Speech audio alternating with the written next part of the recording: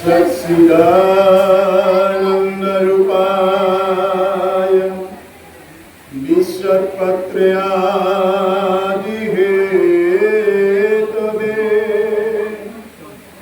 तापत्रयोर्विनाशाय श्रीकृष्णाय वयं नमः। ॐ नमो भगवते वासुदेवाय।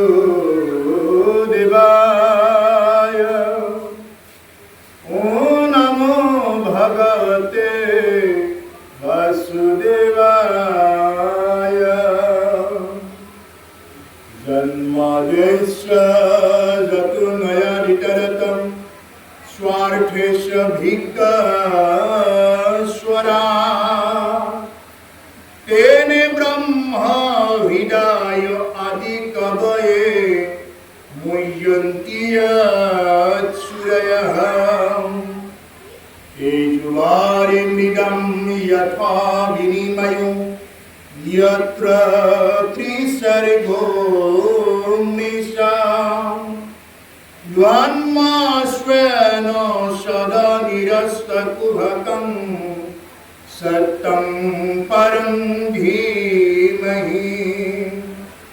धर्मः प्रोजितकैकरुत्रपरं निर्मत्सरणं सतं वेदं वास्तवमत्र वस्तु शिवदं तापत्रयोन्मूलनम्। श्रीमद्भागवते महामुनिकृते किं वा परैरीश्वरः सद्हृदवरुधित्रत्रं पितृभिः शुश्रूभिस्तक्षणा निगमकल्पतरोर्गर्लितं फलं सुखमुखादमृतं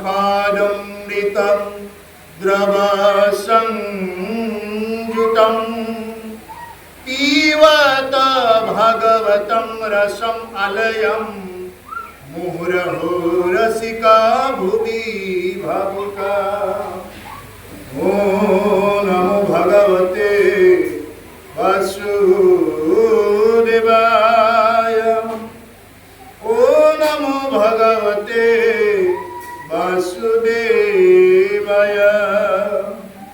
ॐ नमो भगवते वासुदेवाय। ॐ नमो भगवते वासुदेवाय।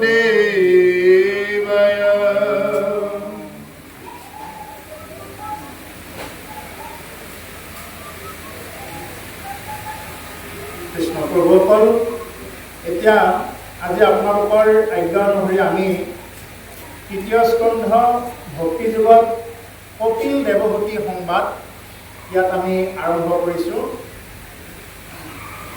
প্ৰভুসকল, আপোনালোকৰ এই সৰুৰ পৰা ভূঞাচুবুৰীত প্ৰথম আহিছোঁ। গতিকে যদিও সৰুলা এৰিয়াত আহিছোঁ, আগতে কোনোবা এখন ঘৰত আহিছিলোঁ, কিন্তু এনেকুৱা আপোনালোকৰ দৰে সন্তসকলক যেতিয়া তেতিয়া লগ পোৱাৰ ভাগ্য নহয়।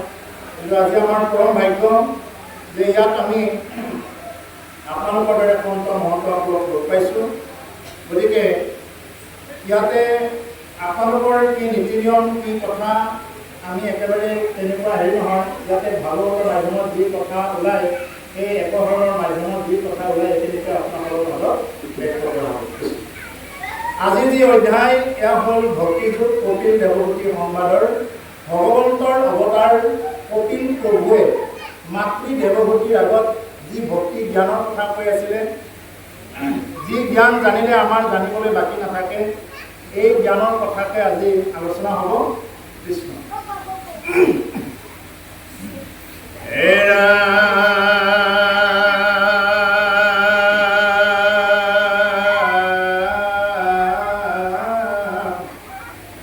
ভগৱন্ত নিগদতি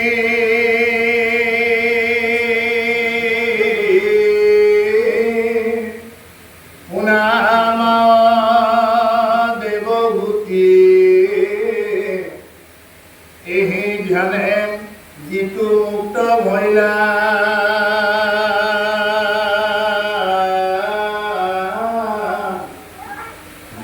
কোনে দেখে আৰু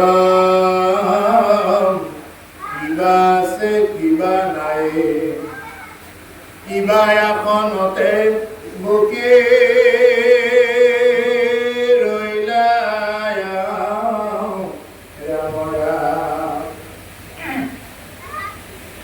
যেন মইতে মাতোৱালা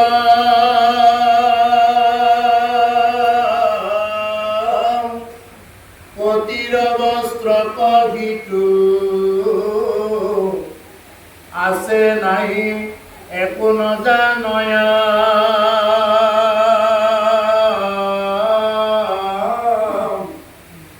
যাৰে পূৰ্ব কৰ্ম থাকে তাৰে প্ৰাণই বিহনে দেহা কোনো নাখনুহি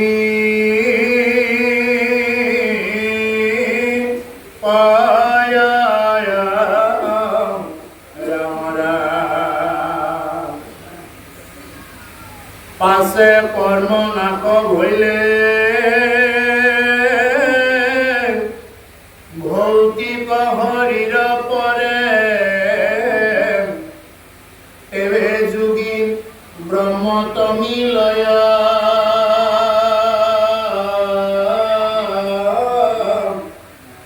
এরাই সংসার দুঃখ লভে ব্রহ্মানন্দ হুক যেন জলে জলপ্ৰবে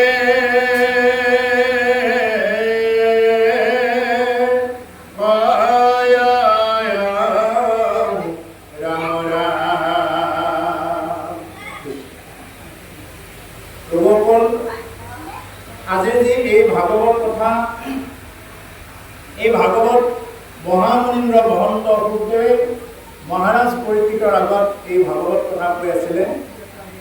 এইটো আমি সকলোৱে জানো। ইয়াত থকা ৰজা পৰীক্ষিত আছিলে মৃত্যুমুখী লোক, মানে তেওঁ এটা অভিশাপ পাব লগা হৈছিলে। কি কাৰণত? যে তেওঁ সমীপ মুনিৰ ডিঙিত মৰা সৰ্প আঁৰি দিলে, আৰু আঁৰি দিয়াৰ কাৰণত তেওঁ এটা অভিশাপ্ত হ'ব লগা হৈছিলে। সমীপ মুনিৰ পুত্ৰ সিন্ধি মুনিৰ পৰা অভিশাপ পাইছিলে। কি বুলি পালে? বোলে যা ৰাজন, ৰজা হৈ ঋষিক ৰক্ষা কৰিব লাগে, তাকে নকৰি মৰা সৰ্প আঁৰি দিছা। যা, মই অভিশাপ দিলোঁ, চন্দ্ৰহাত দিলোঁ, 7 দিনৰ ভিতৰত প্ৰত্যক্ষভাৱে দৰ্শন কৰক।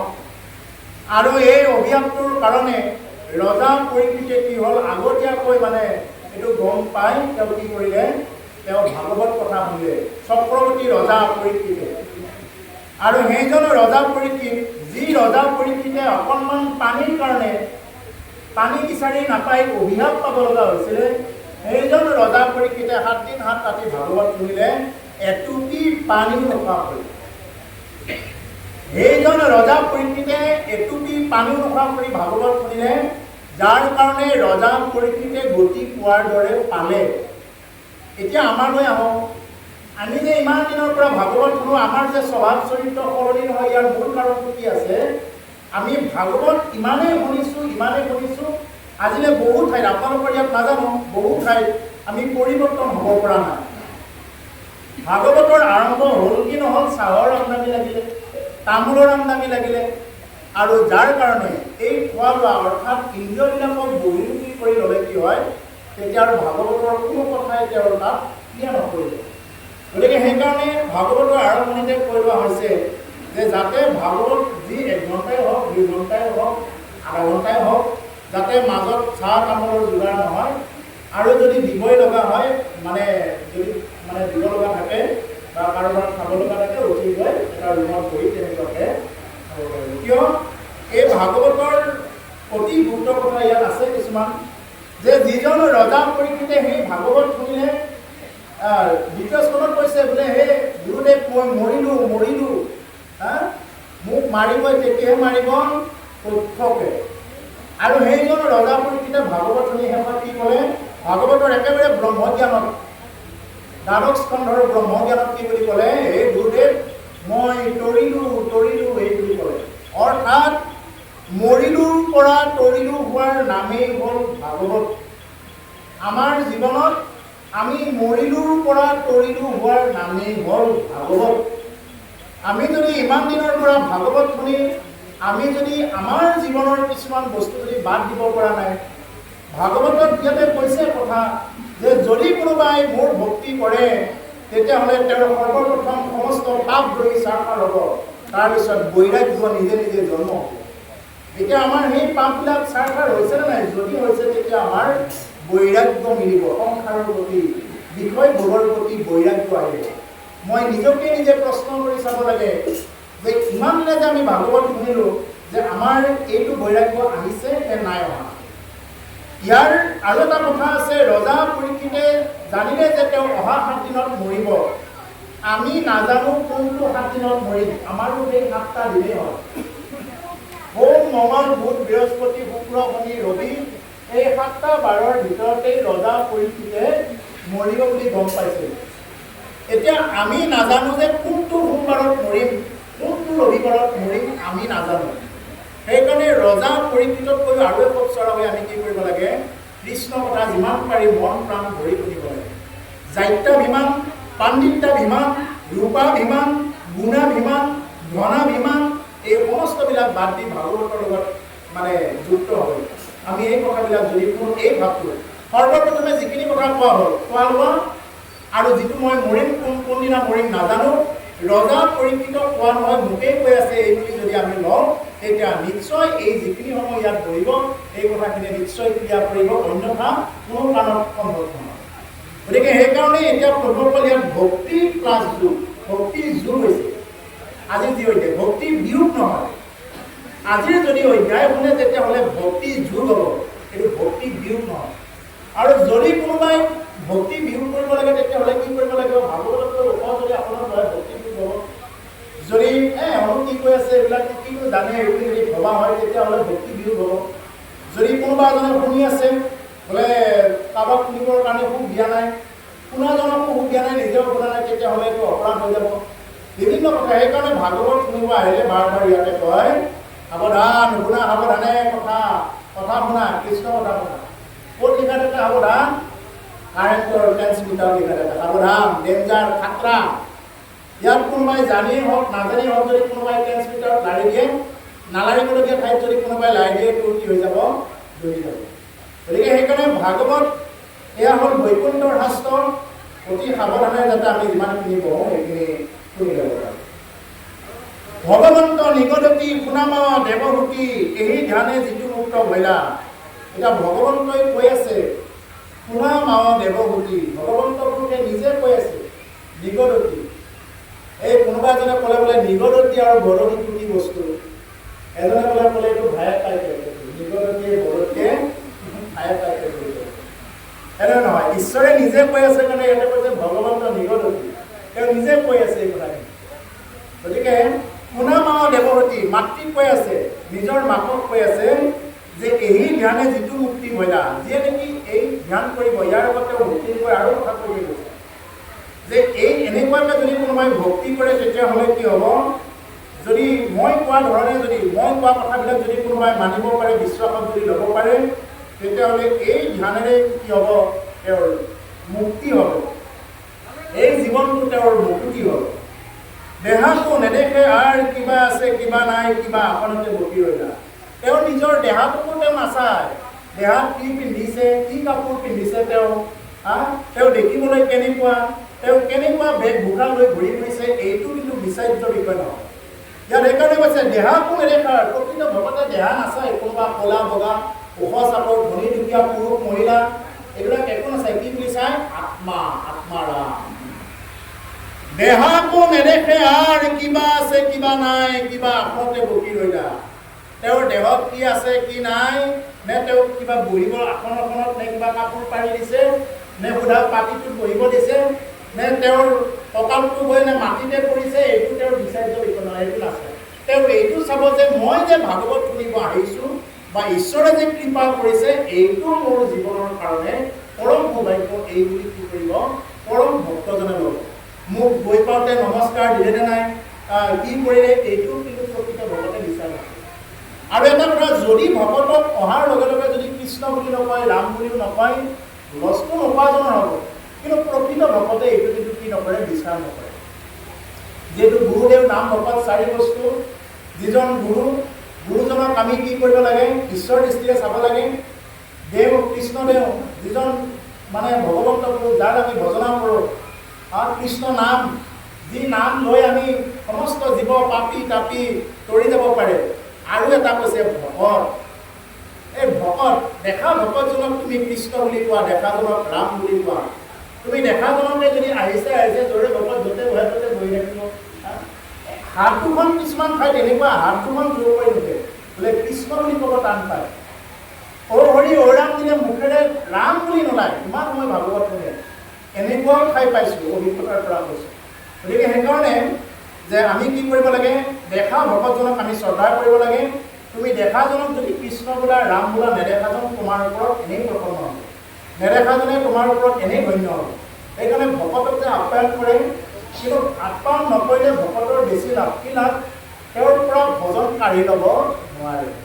তেওঁ যি নাম সাধনা কৰে, তেওঁ যি ঈশ্বৰীয় যিটো শক্তি সাধনা কৰি আছে, এই শক্তিটো যদি তেওঁক প্ৰণাম কৰা যায়, যদি তেওঁক ভালকৈ ব্যৱহাৰ কৰা যায়, এইটোৰ দ্বাৰা তেওঁ মানে প্ৰাপ্ত হয়, কিবা এটা ফল প্ৰাপ্ত হয়। কিন্তু যদি ভালকৈ ব্যৱহাৰ নকৰে, তেতিয়াহ'লে কি হৈ যাব? তেওঁ সেইটো প্ৰাপ্ত হোৱাৰ পৰা বঞ্চিত হয়। সেইকাৰণে ইয়াতে কৈছে প্ৰকৃত ভকতে দেহাটো নেদেখে আৰ কিবা আছে কিবা নাই। তেওঁৰ দেহাত কি আছে কি নাই, কি অলংকাৰ আছে, এইবিলাক নাচায়। কিবা আসনতে বহি লয়, তেওঁ কি আসনত বহি আছে এই নাচায়। তেওঁ নে ক'ৰবাৰ তেওঁ মিনিষ্টাৰ নে সভাপতিহে নে ক'ৰবাত কিবা হাজিৰা কাম কৰে, এইটো নাই। তেওঁ যি পদবীত আছে চব মানে এইটো মানে পদবীতকৈ অলংকাৰ নাই। ইয়াতে উদাহৰণ দিছে, যেন মধ্যে মাতোৱালৰ কটিৰ বস্ত্ৰ সিটো আছে নাই একো নাজানয়। যেনেকুৱাকে মদ খাই মাতোৱাল হোৱা এজন লোকে তেওঁৰ দেহতনো কাপোৰ আছেনে নাই, তেওঁ কাপোৰ পিন্ধি আছেনে নাই পিন্ধা, এইটো যেনেকৈ নাজানে, ঠিক তেনেদৰে প্ৰকৃত ভকতে তেওঁ কি পিন্ধি আহিছে, কি অহা নাই, তেওঁ কিমান দামী চেলেঞ্জ লৈছে, কিমান দামী ধুতি পিন্ধিছে, তেওঁ দেখিবলৈ কেনেকুৱা, আজি দাঢ়িখিনি কাটিছেনে নাই, এইটো লৈ ইমান মানে এইটো ইমানকৈ চাই নকৰিব। কেনেকৈ কৈছে? যেন মধ্যে মাতোৱাল, এইটো কিন্তু ভক্তিৰ একদম ওপৰৰ ষ্টেপৰ কথা কৈ আছে। আমি ইমান ষ্টেপলৈ যাব পৰা নাই কাৰণে আমি ড্ৰেছটো চাই ফুৰোঁ, কোনে কি পিন্ধি আহিছে, কোনে কি পিন্ধা নাই, এইটো আমি বেছিকৈ চাই ফুৰোঁ। আমাৰ কাৰণ আমি সেইটো ষ্টেজলৈ যাবই পৰা নাই। আৰু সেই ষ্টেজলৈ যিয়ে গৈছে তেওঁ এইটো মানে কি কৰিব? এইটো কৈছে যেন মধ্যে মাতোৱাল, নিচা হোৱা মানুহে যেনেকৈ ৰাস্তাত পৰি থাকে, কেতিয়াও পোহৰ হ'ল গমে নাপায়। তেওঁৰ ওপৰতে সাপহে গৈছে নে বিচাহে গৈছে তেওঁ গম নাপায়। ঠিক তেনেদৰে প্ৰকৃত ভকতে এইবিলাক ইমান গুৰুত্ব নিদিয়ে। যাৱে পূৰ্ব কৰ্ম থাকে তাৱে ইন্দ্ৰিয় প্ৰাণ ইন্দ্ৰিয়সমূহে দেহা পূৰ্ণ আসন হৈ কয়। গতিকে যাৰ পূৰ্বৰ যিটো নেকি সংস্কাৰ থাকে, সেই সংস্কাৰ মতে আমাৰ কি হৈ যায়? মানে দেহাবিলাক আমাৰ প্ৰাপ্ত হয়। সংস্কাৰৰ ওপৰত ভিত্তি কৰি যি সংস্কাৰ লৈ আহিছোঁ, আগৰ জন্মত যেনেকুৱা সংস্কাৰ, সেইমতে এই জন্মতো ভাৱ ভক্তিবিলাক হ'ব। কিছুমান মানুহক চাব সৰুৰ পৰাই ভাৱ ভক্তি হয়, শ্ৰদ্ধা হয় ভাগৱতৰ প্ৰতি। কিছুমানক চাব যিমান বুঢ়া হৈ যোৱাৰ পিছতো শৰণ ল'ব কৈ দেখিব লাগে। কিয় ক'ব লাগে?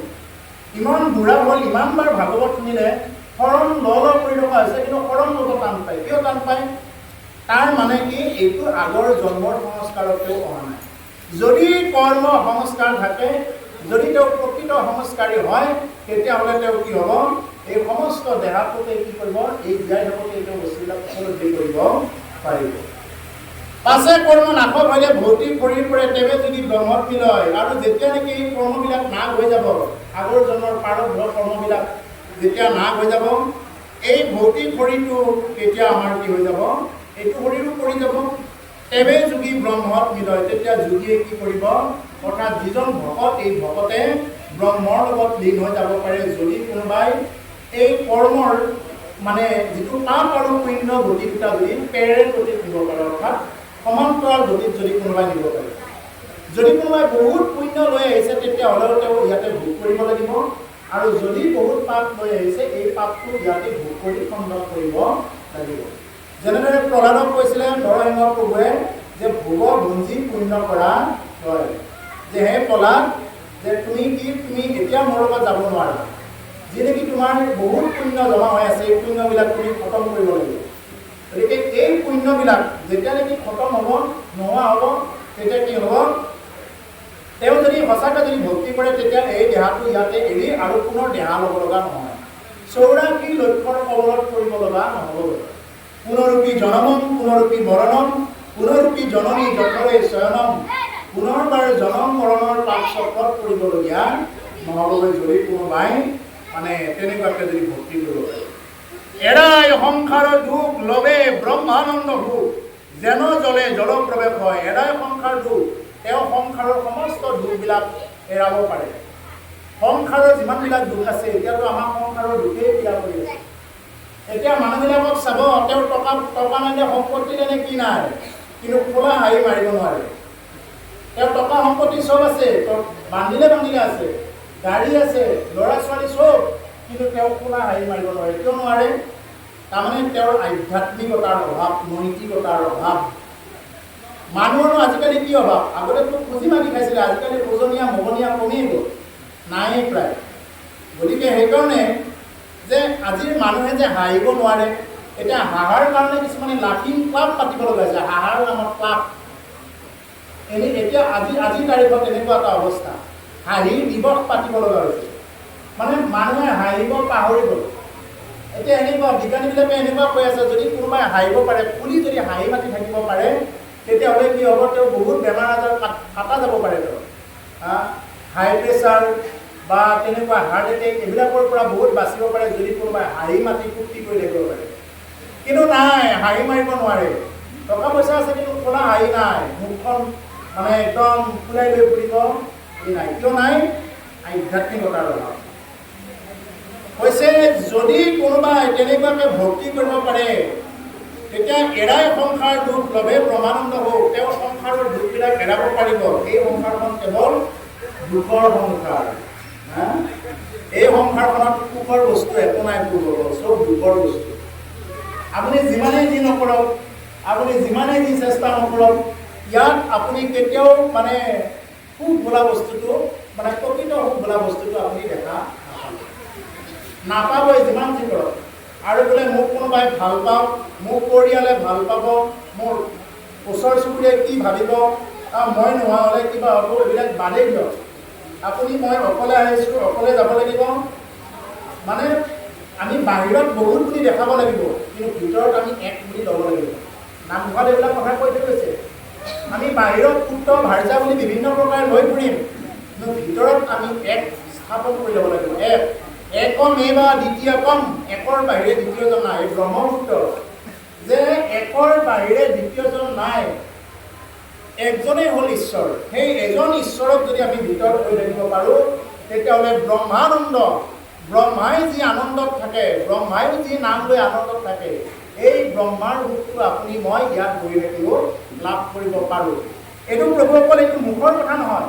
এনেই যে ইয়াতে পাঠে কৈছে ব্ৰহ্মানন্দ সুখ, এনে আমি ক'লো গালো গুচি গ'ল, এনেকুৱা নহয়। ইয়াৰ কাৰণে আমি চেষ্টা কৰিব লাগিব। কেৱল নাম জপ, হৰিনাম, ৰাম নাম, কৃষ্ণ নাম, যিমান নাম, যি নাম গুৰুৰ মাধ্যমত প্ৰাপ্ত হৈছে, এই নাম কি কৰিব লাগিব? অভ্যাস কৰি থাকিব লাগিব। নাম স্মৰণ প্ৰতিটো সময়ত, উশাহ নিশাহ লোৱাৰ সময়ত যিসকল আৰু সাধক আছে, এটা উশাহ এনেই যাব নিদিয়ে, কৃষ্ণ বুলি নকয়, ৰাম বুলি নকয়, এটা উশাহ এনেই যাব নিদিয়ে। কিন্তু আমি এনেকুৱা কত উশাহ আমি এনেই যাব দিছোঁ, কৃষ্ণ নাম ৰাম নাম বলোৱা কৰি। গতিকে সেইকাৰণে যদি এনেকুৱাকৈ ভক্তি কৰিব পাৰে, কৈছে লবে ব্ৰহ্মানন্দ সুখ যেন জলে জল প্ৰৱেশ হয়।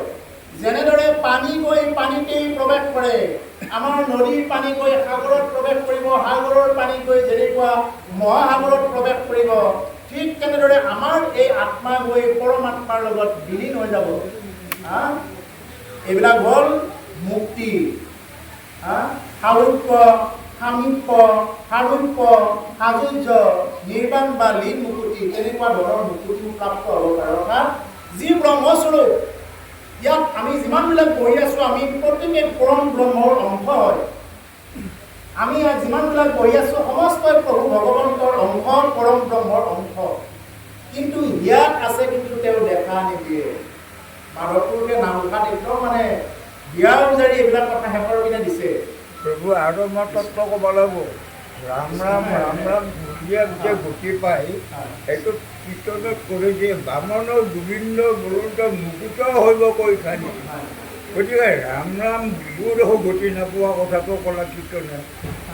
গতিকে কেনেকৈ নাম ল'লে, ৰাম ৰাম কীৰ্তন নাম ল'লে আমি মুক্তি পাম। এইখিনি অলপমান তত্ত্বটো নবহলাই কওক। এনে ৰাম ৰামটো কৃষ্ণ কৃষ্ণ কৰিয়ে থাকোঁ আমি। হয় হয় এইটোৱে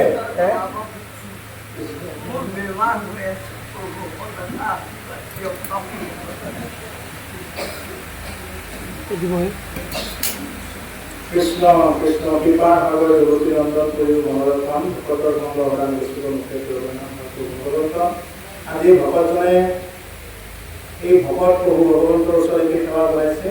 তেওঁৰ মনৰ যাতে বাঞ্ছা যাতে তেওঁ পূৰ্ণ কৰি আয়ুৰ্ভাৱ বিঘ্নি পূৰ্ণ হয় যাতে সদায় আৰু ভকতৰ সংগ চলিব পাৰে এই ভগৱন্ত কৃষ্ণ হৰি। এতিয়া আমি নাম যিমান ল'ব পাৰিম এই হ'ল আমাৰ মানে সমস্ত শাস্ত্ৰৰ মূল তত্ত্ব। যিমান আমি বেদ অধ্যয়ন নকৰোঁ, শাস্ত্ৰ অধ্যয়ন নকৰোঁ, ইয়াৰ মূলতে হ'ল কেৱল হৰি নাম। হৰি নাম আপুনি ইয়াতে ভকতৰ সমাজত আছে, ড্ৰেছ কৰি আছে। এতিয়া প্ৰতিটো সময়ত হয়তো সাজ পোছাকত নাথাকিবও পাৰে, কিন্তু প্ৰতিটো সময়ত আপুনি যি পিন্ধি আছে, যি পৰিধান কৰি আছে বা য'তে কাম কৰি আছে, এতিয়া লাহেকৈ পথাৰত কামিব লাগিব খেতিয়কসকলে, কিছুমানে অফিচত যাব, য'তেই নাযাওক তাত গৈও কৃষ্ণ কৃষ্ণ ৰাম ৰাম বা মুখেৰে উচ্চাৰণ নকৰিলেও যাতে ভাৱেৰে ৰাম ৰাম ভাৱটো থাকে। এই ভাৱটোৰ দ্বাৰাই আমাৰ কি হ'ব? ভক্তি হ'ব। সেইকাৰণে আগৰ দিনৰ আমাৰ আটাবিলাকে কৈছিলে বাপা ভাৱে ভক্তি বুলি কৈছিলে। ভাৱে ভক্তি তাৰমানে কি? আমি যিমানে ভাবিব পাৰিম ভক্তিটো সেই হিচাপে জাগ্ৰত হ'ব। ভাৱেন লগতে জ্ঞানম ভাৱেন লগতে সৰ্বম। ভাবিব পাৰিলেহে এই জ্ঞানবিলাক লাভ হ'ব। এতিয়া আমি যে এই যে কথাবিলাক যে ইয়াতে আওৰাই আছোঁ, এই কথাবিলাক যদি আমি ভাবিবই নোৱাৰোঁ তেতিয়াহ'লে পানীত ডুবাই থকাৰ নিচিনা হ'ব, সাঁচ নলয়। যদি আমি শুনিলোঁ বোলে নাম জপ কৰিব লাগে কিন্তু ঘৰত গৈ আমি একোৱেই নকৰিলোঁ, তেতিয়াহ'লে এইবিলাক কেৱল মানে এখন এটা অনুষ্ঠান নিমিত্ত এখন অনুষ্ঠান হ'ব, খালোঁ গুচি গ'লোঁ, অনুষ্ঠান হ'ব। আৰু যদি প্ৰকৃততে এই যে ব্ৰহ্মানন্দৰ কথা ক'লে, এই ব্ৰহ্মানন্দ সুখ যদি ল'ব লাগে তেতিয়াহ'লে কেৱল জপাত সিদ্ধি জপাত সিদ্ধি জপাত সিদ্ধি, জপতেই সিদ্ধি আছে। হৰি নাম জপ নকৰাকে নে কোনোবা কৰি যাব পাৰিছে নে কৰিব পাৰিব? নামত বিশ্বাস কৰক। নাম হৰি নাম এব নাম এব নাম এব কেৱলম হৰো নাস্তেব্য নাস্তেব্য নাস্তেব্য গতি। হৰি নামৰ বাহিৰে আৰু বেলেগ গতি নাই।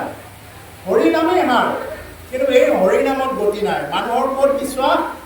মানুহৰ বিশ্বাস হ'ল কোনোবাই যদি মোক অকণমান পানী মাৰি দিয়ে, অকণমান যদি এনেকৈ পানী ছটিয়াই গ'লে যদি অকণমান মোক যদি পুণ্য কৰি দিব পাৰে, মানুহৰ বিশ্বাস হ'ল পানীত। মানুহৰ বিশ্বাস নামত নাই। কোনোবাই যদি এনেকৈ যদি অকণমান পানী যদি এনেকৈ আনি অলপমান যদি এনেকৈ ছটিয়াই দিয়ে, এই পানীত খুব বিশ্বাস, নামত বিশ্বাস নাই। কোনোবাই যদি এডাল যদি তাবিজ এটা যদি দিয়ে, জাপ এডাল যদি আৰি দিয়ে, একদম মানে চব পলাই গ'লে, এনেকুৱা ধৰণৰ বিশ্বাস। কিন্তু শাস্ত্ৰ ভাগৱতে কৈ আছে তুমি হৰিৰ নাম লোৱা, তোমাক যদি কোনোবাই বশীকৰণ সন্মোহন বিভিন্ন প্ৰকাৰৰ এনেকুৱা তান্ত্ৰিক যদি কোনোবা আছে, যিমানেই তান্ত্ৰিক নহওক, যিমানলৈ শুনে, ভকতৰ প্ৰকৃত ভকতৰ ওপৰত এবাৰ প্ৰয়োগ কৰি চাওক, দেখিব তেওঁ গোষ্ঠী খেলে নেখেলে এবাৰ দেখিব। প্ৰকৃত নাম যে লৈ আছে, নাম লোৱা ভকতৰ ওচৰত এবাৰ এই তন্ত্ৰ মন্ত্ৰ সন্মোহন বশীকৰণ এবাৰ প্ৰয়োগ কৰি চাওক। কিন্তু আমাৰ মানুহৰ এই যে হৰি নাম সমস্ত তত্ত্বৰ মূল সাৰ, ৰাম নাম কৃষ্ণ নামত বিশ্বাস নাই। ক'ত বিশ্বাস? পানীত বিশ্বাস। কোনোবাই যদি পানী মাৰি দিয়ে, ওম পবিত্ৰ হো পবিত্ৰ বা সৰ্বাৱস্থান ঘটু পিবা য়স্মৰে পুণ্ডৰীকাক্ষং চ বাৰ্ধাভ্যন্তৰং শুচি। এই বুলি যদি কোনোবাই পানী মাৰি দিয়ে, পানীত বিশ্বাস, নামত বিশ্বাস নাই। এই হ'ল আমাৰ আটাইতকৈ দুৰ্ভাগ্য। আমাৰ আটাইতকৈ দুৰ্ভাগ্য সেইটো পানীত বিশ্বাস। নহয় দেৱে পানীখিনি মাৰি দিছে, এইখিনি এনেকৈ ডাইৰেক্ট খাই দিম, মোৰ ভক্তি হৈ গ'ল আৰু একো নাই। দেৱে পানী মাৰি কি কৈছিলে?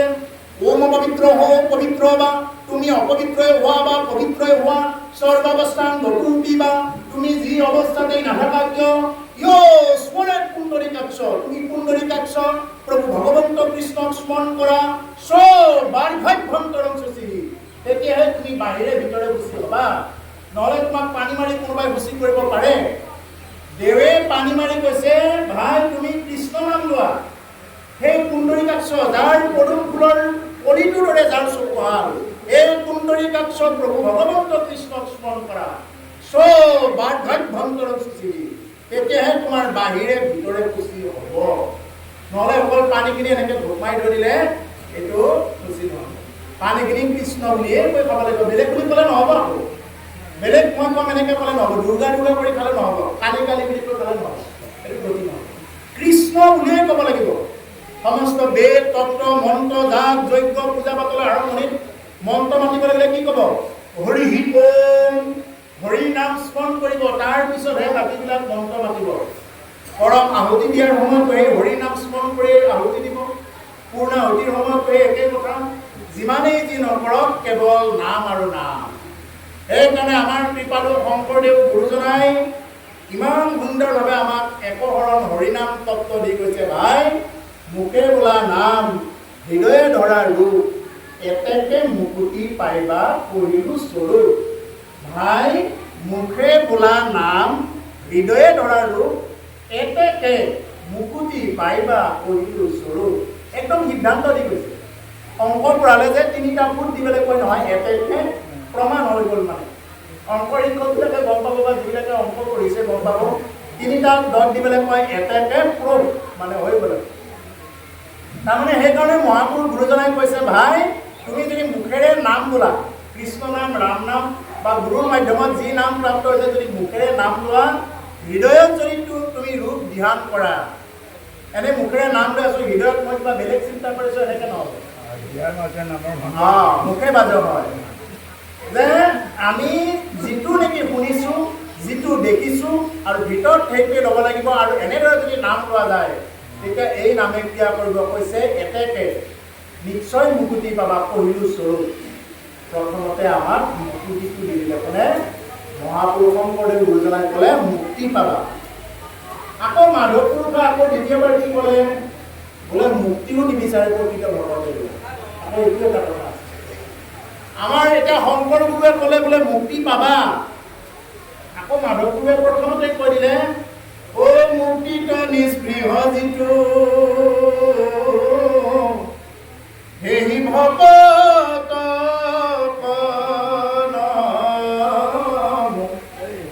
ৰসময় মাগহু ভকতি। মুক্তিটো নিস্পৃহ, যি ভকতে মুক্তিও বাঞ্ছা নকৰে। প্ৰকৃত ভকতে মুক্তিও বাঞ্ছা নকৰে। কি বাঞ্ছা কৰে? যাতে ভক্তি হওক। ভক্তিও মানে কি বাঞ্ছা কৰে? কেৱল মানে ঈশ্বৰৰ ওচৰত ভকতি কৰিব লাগে, এইটোৱে আৰু।